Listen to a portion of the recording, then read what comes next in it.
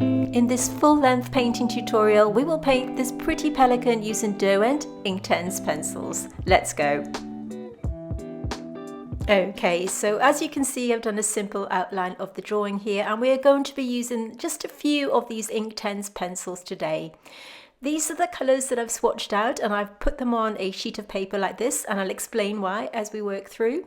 A small selection of brushes, and of course my trusty Etcher Lab palette here. All of the materials I will link in the description box underneath this video. Now you can of course draw freehand. We provide you with a free traceable if you want to trace it down, and this is how we do it. Or you can print from the photograph.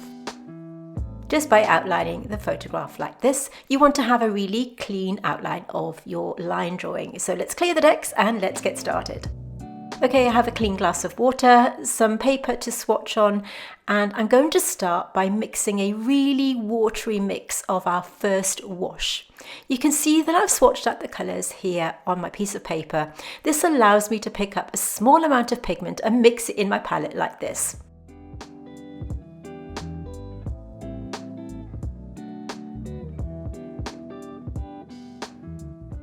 So to begin with, we're going to start by applying this wash with my number 4 size brush here. This is a silver line brush from Jackson's, and we want this wash to be a really subtle shade of like a really soft purpley tone, and I'm applying this wet on dry to the mixed media paper, as you can see. We want this flamingo to have really subtle tones, and we're working in a similar way to watercolour, where we're building up our colours slowly so that we can achieve the depth of colour that we need eventually. Now this time I'm using my, this is the scarlet pink colour, straight onto the paper like this. Notice how I'm using a really light touch, and then I'm going over it with the oak colour, as you can see here. So there are a number of ways in which you can use these beautiful pencils. Now, because these are ink and not watercolour, it means that they are slightly more buildable, and once they're dry, they're permanent. So if you are struggling a little bit with watercolour, then do give these a go, because they are amazing to use, and you can build up the colours to have a really, really strong effect. Of course, today we're working really, really subtle tones, so just using my brush, a really damp brush, just to activate that pigment and take it down the leg of the flamingo like this.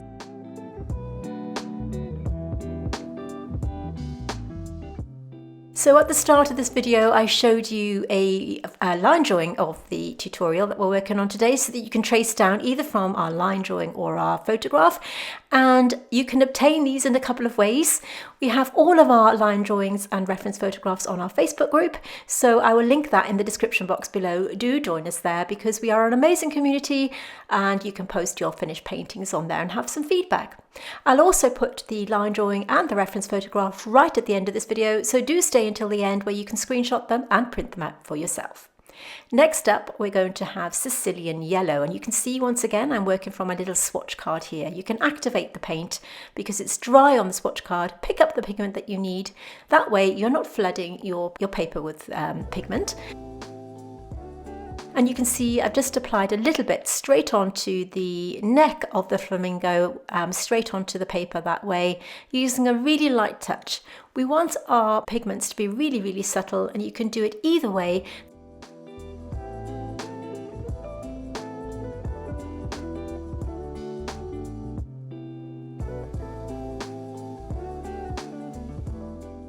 Notice how I've just dropped in a tiny amount of pigment there. That's a mixture of indigo and the oak colour.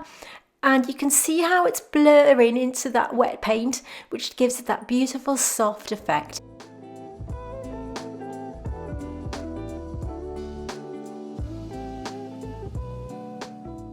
If you're used to using watercolour, I would say that this is a kind of very similar application method, but there's definitely a difference. I've chosen to use mixed media paper today because I do feel that it makes the blending process a little bit easier, but as I always say, use the materials that you have, and of course you can use watercolour to do this. You saw me there using a flat synthetic brush just to tidy up the edges. I'm using Scarlet Pink here straight onto the tail, along with the Carmine Pink, just to kind of mix them up a little bit, but you can apply them in the way I was originally showing you, from picking up your swatches of colour from that little swatch card. When you've applied the colour, just use a damp brush to blend them and activate the paint. Make sure that your brush is just damp and not wet, because you don't want to flood your paper with water, because it will just make it that little bit more difficult to blend. Now that this is dry, you can see me building up my colours here with the pencils directly onto the paper.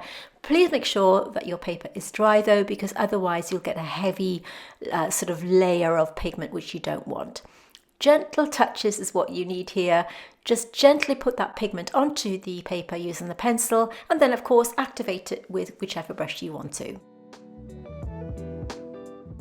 And just going in between the feathers like this. This is indigo mixed in with a tiny bit of the carmine pink and scarlet pink. You just want to keep it really, really subtle at this stage, and of course it's like watercolour. You're building up your layers slowly, so I recommend that you watch this video right the way through to the end so that you can see these tricky stages unfold.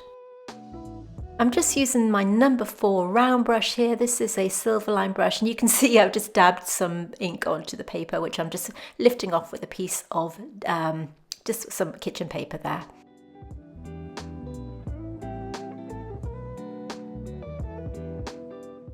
Just using the damp brush to activate the pigment like this.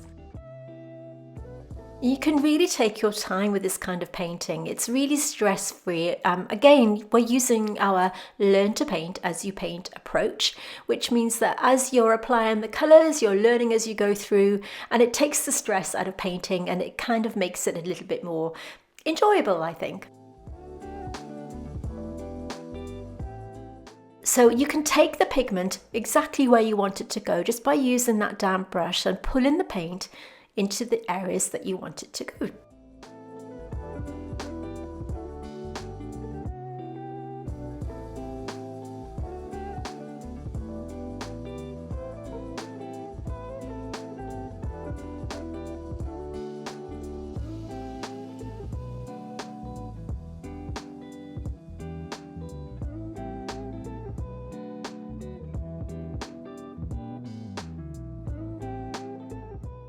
I'm using my number 2 flat brush here just to soften out any hard edges.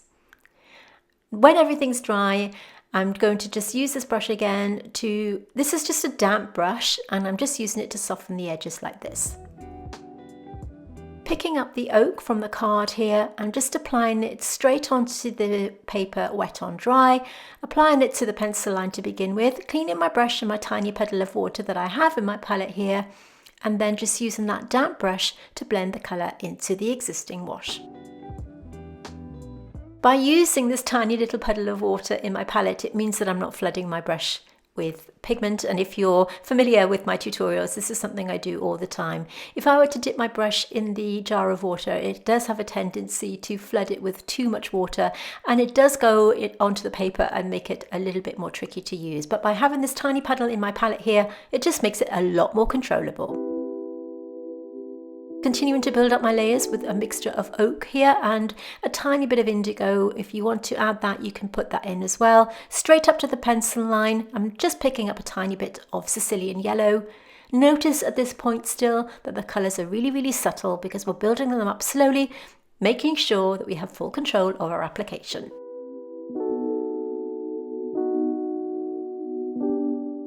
Just building those colours up, picking up the oak from the paper. And you can see it's now blurring into that slightly damp paper, giving it that beautiful soft edge. We want to keep clear of the upper part of the flamingo's neck here, where we've got that little bit of a highlight hitting the end, hitting the top.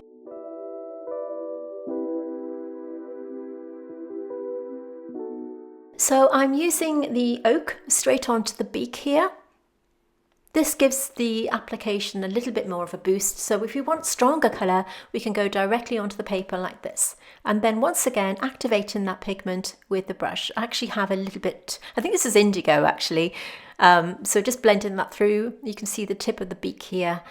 We do have a few Inktense pencil tutorials, as you can see here, and I will link another on the top of your screen right now if you want to click through and take a look at that.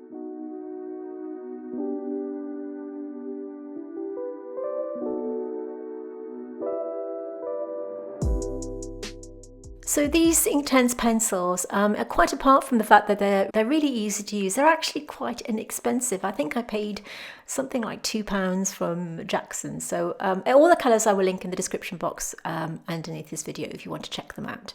So you can see I'll swatch the colours out on my little watercolour block here. Just applying them really subtle tones here to build up the colours of the neck and head of the flamingo like this.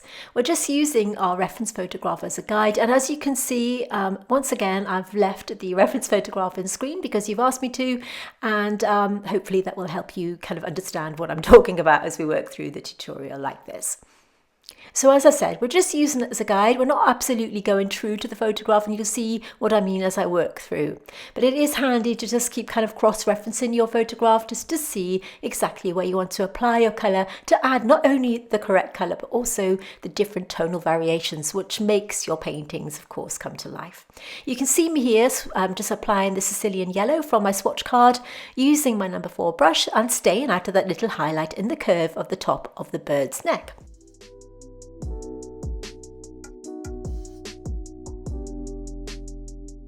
Just blending them together with a soft brush. Make sure that your brush is damp when you're blending your colours. So what you need to do is clean your brush in your little puddle of water and make sure that you pat it on your kitchen paper. Otherwise you're just going to have a bloom and you don't want that.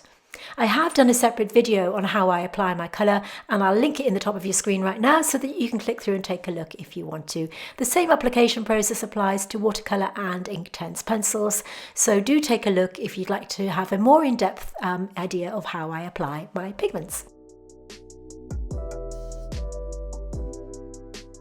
So we're just dropping in the deep indigo into that sort of damp paper, and notice how we have that beautiful blur again. But again, staying out of that upper part of the bird's neck.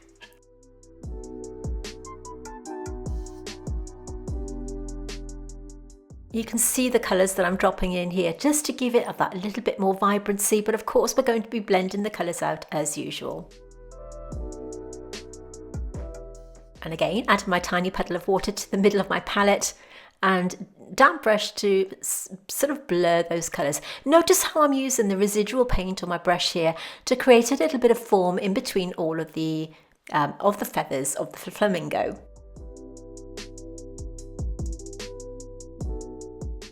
And again, I've just gone outside the pencil line, so I'm using my brush. I'm going to be painting oak on the bottom of this reflection here, so this will go all over the reflection in a really light touch. We are on Instagram. If you have not joined us there, we're at The Wonders of Watercolour. Do take a look because we post daily tips and tricks, behind the scenes stuff, and a few fun with reels and all that kind of stuff. We're also on Patreon. We have, for our botanical art lovers, we have different levels here if you want to support our channel. Full-length tutorials are included depending on which level you pick.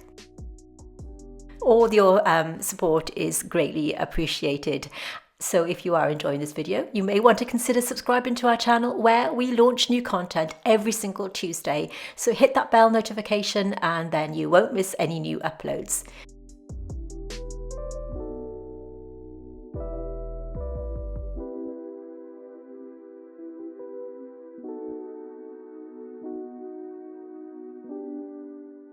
You may want to show this video a little bit of love by tapping that like button, and it does help to support me more than you know.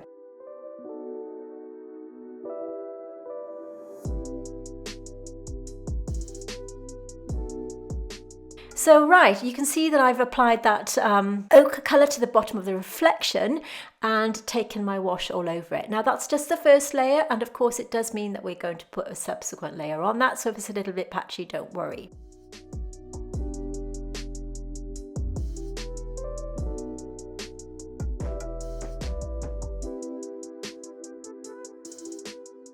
So here you can see a real close-up of the work that I'm doing on the neck of the bird. So I do apologise for a little bit of a camera shake there. You can see I'm using a mixture of oak and Sicilian yellow to outline the eye of the flamingo, and cleaning my brush, patting it dry on my kitchen paper before blending it through like this. Working on small areas at a time, it means that you can gain full control of your pigments and without sort of getting too carried away or too stressed with where they're going. So I'm dropping in a tiny bit of oak on its own here, using the tip of my number 4 brush to outline any areas, to sharpen them up and give them a little bit more definition like this. And blending it through once again, once I've applied that pigment, just to get that sort of lovely soft blur.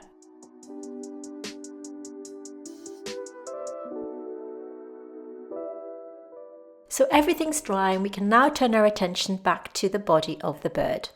So I'm mixing a carmine pink here, and I'm also adding a tiny bit of deep indigo. We want these colours to be really subtle, and we're now sort of building up on top of the colours that we applied earlier on.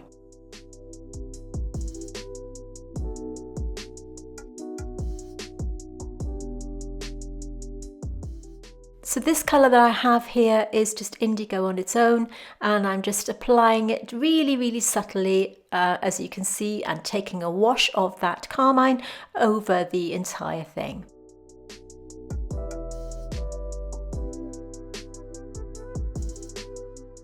So picking up a tiny bit of scarlet pink here, and working in between some of the feathers. Now we're not going to be painting all of the feathers, we're just going to be giving the illusion of all of these feathers being in place. We can use a little bit of artistic license, and you know how much I love doing that. If you're familiar with our channel and my videos and our videos, we can just kind of do what we feel like we need to do just to make those paintings a little bit easier to work through. There's no stress here, there's no rules, we can just follow your instincts, and if you don't want to put all those feathers in, of course you don't have to. It's just giving the illusion of those feathers being in place, and I'm using that soft pink tone to work between the tail feathers like this and applying it, as you can see. Okay, so this bottom half is now dry and we need to add a little bit more pigment. So once again, I'm going in with the 2 pencils using a light touch. You need to make sure at this point that these pigments are completely dry before you apply the pencil like this, otherwise you will get a very, very intense colour that can be difficult to blend. So please make sure that at this point everything's very, very dry before you apply your pencil. I'm trying to avoid getting that sort of pencil line, but I do like the mixture of the indigo, this is deep indigo with oak, just to give it a little bit of variation. When I was applying this wash, I decided that I was going to do another wash on top of it because it did look a little bit patchy. However, when it dried, I felt that I actually quite liked that look, and it did give the illusion of there being sort of water on top of it, which I kind of liked. So in the end, I stuck with just 2 washes, as you can see me doing here, and I really liked that look. So continuing the process, building up those colours with the 2 colours, as you can see here, that's just deep indigo and oak, and then just activating that pigment with my brush as before. So we have a kind of really uneven looking reflection in the water here, but I really like that. You can see that the pigment has bloomed a little bit. If you're not familiar with that term, it just means that the water pushes the pigment and causes like a cauliflower or bloom, where you can see that hard line. But normally this would bother me, but because this is a reflection, like I said, I rather like that effect. But it was a happy accident. It wasn't something that was meant to look that way, but I'm happy with it, and I'm going to leave it like that. So don't worry if yours doesn't look the same. Everyone's paintings will look slightly different. As you can see, it's dried to this rather strange looking effect, but I really like it. Okay. It's up to you whether you paint a background. As you can see, I've done a little border around the flamingo, and I did feel that I wanted to have a really subtle colour just to differentiate the flamingo from the background. Because of the reflection, I felt it would have looked strange it being white. So I've mixed a puddle here of deep indigo, and I'm using my number 10 round. This one is from Zen Art. It's a synthetic brush, and as always, I will link them in the description box underneath this video. I'm applying the water where I want to drop the pigment in, so we're working wet and wet in the way that we would sometimes apply watercolour. So I'm taking this right up to the areas I want to drop in the paint, making sure that I stay out of any areas I don't want to drop this pigment. Now this pigment is very, very subtle, and if you want to add a darker tone, then by all means do that. Of course, it looks quite strong at the moment, but when it's dry, it does dry to a lighter tone.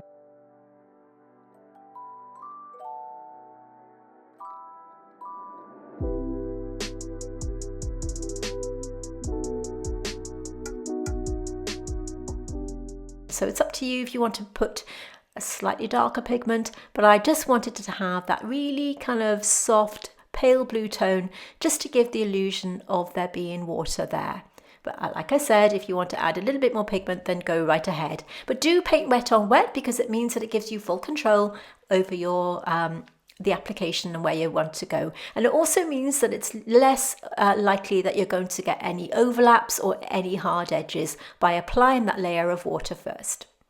So now that everything's dry, you can see how that's dried to a really light tone. So like I said, if you wanted to add another layer, then go right ahead, but I'm happy with this. So I'm mixing here carmine pink with a tiny bit of deep indigo and also a bit of scarlet pink. Once again, we're back to our subtle tones, but please make sure that everything's dry. This time we're accentuating the colours that we've already put in place, so all that guesswork has gone and we can now start to build up our colours with confidence.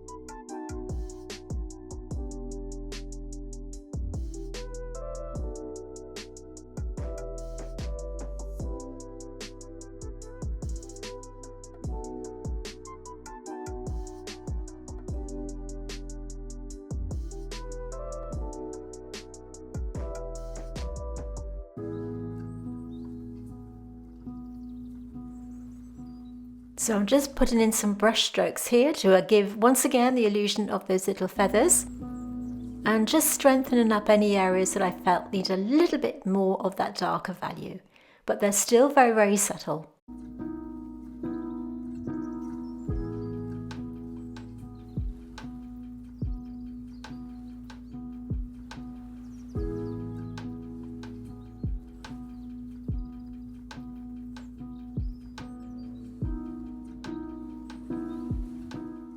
So we're back to the scarlet pink along with that purpley tone that we've mixed here, and once again just accentuating some of the tail feathers just by going in between the gaps like this.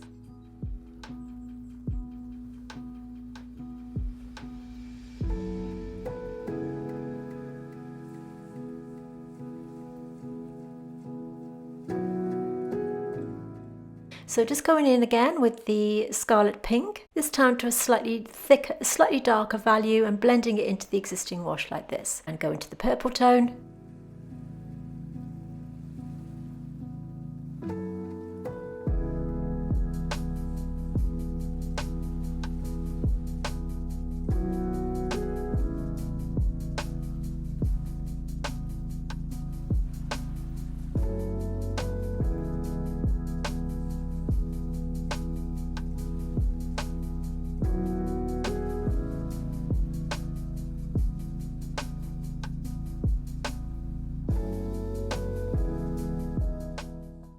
So going in with the oak, mixing it with a tiny bit of the scarlet pink, and just adding some of the darker values to the base of the flamingo like this.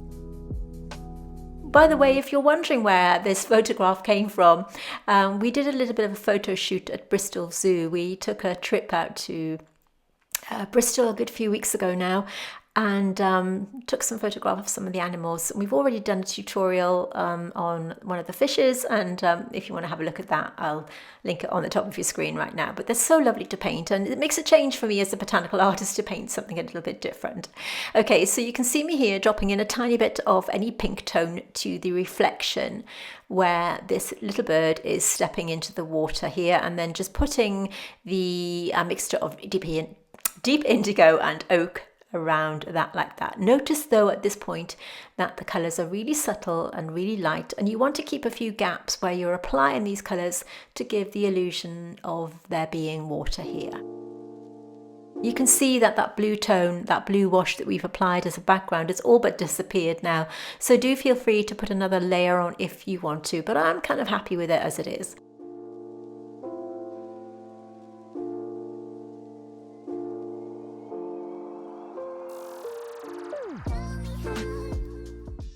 carrying on adding these grey tones. So this is just a mixture of deep indigo with either one of the pink tones.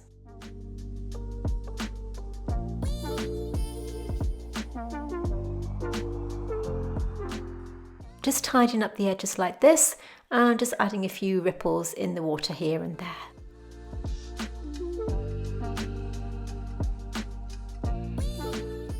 So I'm just adding a bit more carmine pink and scarlet pink to my little swatch card here, and also a little bit of ochre. We've got these three colours, and now we can start to build up the colour on the bird's legs like this. These Derwent Inktense pencils are very buildable, so if you are struggling with watercolour a little bit, maybe consider giving these a go, because I do find that they are a little easier to handle than watercolour. Sometimes when you're working with watercolour, it can lift off the paper if you're a little bit too heavy-handed and can look overworked. So maybe you want to just give these a try. If you're new to painting or perhaps are struggling with watercolour, then I highly recommend these. There's something that I recently discovered. Somebody recommended them to me and I was a bit reluctant to start with, but actually I have to say I'm really hooked, and we'll definitely be doing more Inktense tutorials. So as you can see, I'm just sort of dipping in between these colours on my little swatch card here. I'm not being too fussy, just darkening up the colours as I feel necessary and applying them over the existing wash like this.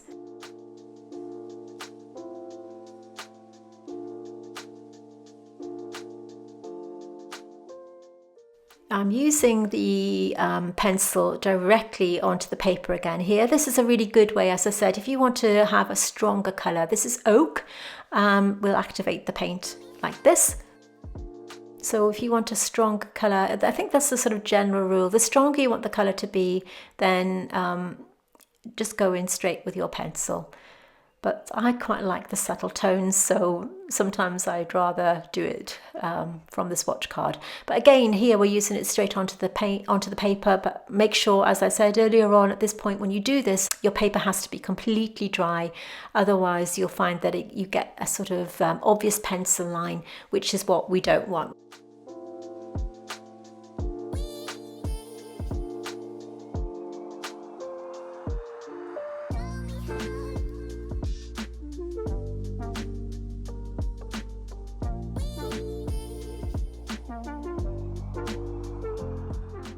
And you can, of course, do plain water glazing. This is something I do for all of my paintings, my painting tutorials. So you can add a bit of pigment and just take it everywhere. And what that means is by glazing over, by going over the entire thing with water, you then sort of soften up any hard edges.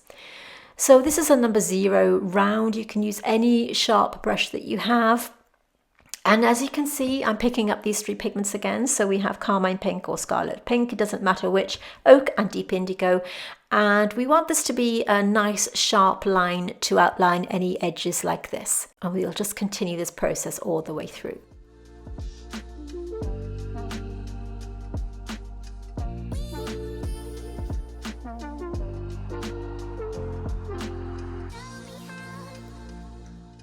So at this point in the painting, it's just about repeating the process and continuing to build up the layers as we see fit. I'm going to stop talking and let you watch the rest of this tutorial, listening to some music. Remember to stay right until the end, because I'm going to show you the reference photograph and the line drawings so that you can take a screenshot, print it out for yourself, and then join in with the tutorial.